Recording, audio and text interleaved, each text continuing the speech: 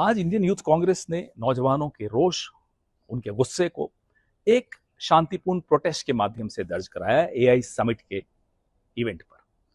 तब से बड़ा हाहाकार मचा हुआ है। एक कॉम्प्रोमाइज प्राइम मिनिस्टर का जो इंसेंटिवाइज्ड मीडिया है वो शुरू हो गया साहब, बहुत गलत जगह प्रोटेस्ट कर दिया, देश की बदनामी हो गई, प्रोटेस्ट वहां नहीं करना चाहिए। प्रोटेस्ट कहां करना चाहिए जनाब? किसी की बेसमेंट में जाकर प्रोटेस्ट करें। प्रोटेस्ट वहीं होता है जहां लोगों को दिखता है, प्रोटेस्ट वहीं होता है जहां मीडिया के कैमरा होते हैं।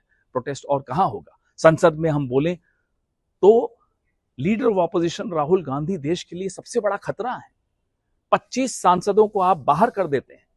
हम सड़क पर आए तो हम राष्ट्र विरोधी हैं। हम कहां बोलें? चलिए आप बता दीजिए साहब, एक जगह बता दीजिए कि वहां जाकर बोलिए हम कोई नहीं आएंगे, किसी को डिस्टर्ब मत करिए। प्रोटेस्ट डिस्टर्ब करने के लिए होता है।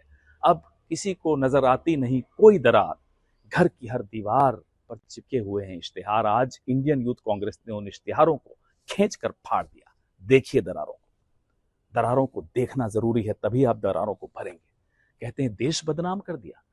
अरे देश तब नहीं बदनाम हुआ जब आप हमारे 20 बहादुर सैनिकों की शहादत के बाद चीन को क्लीन चिट दे देते हैं।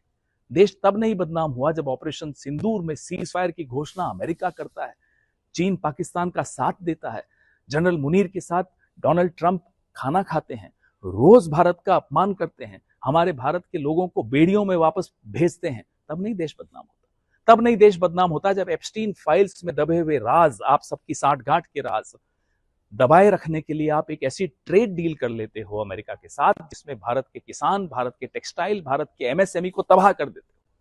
कहां 3% टैरिफ होता था हम पर, अब 18% टैरिफ है। और आपने कितना टैरिफ लगाया? आप कहते हैं हम $500 बिलियन की खरीद करेंगे अमेरिका से अगले 5 सालों में। तब नहीं देश बदनाम होता। तब नहीं देश बदनाम होता कि जब आप चीन के माल पर मेड इन इंडिया का स्टिकर लगा के इस इवेंट में रखते हो, पूरा देश, पूरा विश्व हंसता है आप पर। तब नहीं आप बदनाम होते।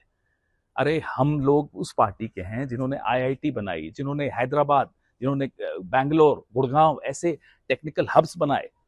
हमें नहीं चाहिए आपका मेड इन गलगोटिया यूनिवर्सिटी के राष्ट्रभक्ति के सर्टिफिकेट। हम उसके बगैर खुश हैं। लेकिन आज जो अच्छी बात वो ये है कि देश के नौजवानों ने देश को मजबूर किया कि दरारें देखिए, तभी इन दरारों को आप भर पाएंगे। जय हिंद, जय कांग्रेस।